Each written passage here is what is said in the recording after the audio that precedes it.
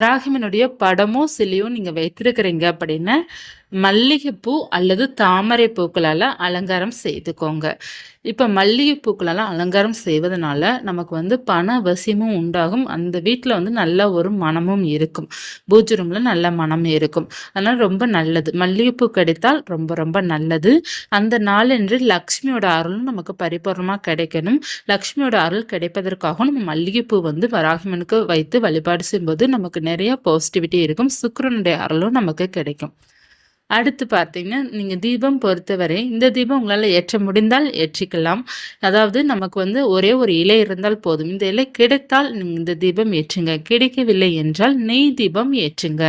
1 அல்லது 5 அகல் விளக்கு நீங்க தீபம் ஏற்றிக்கலாம்.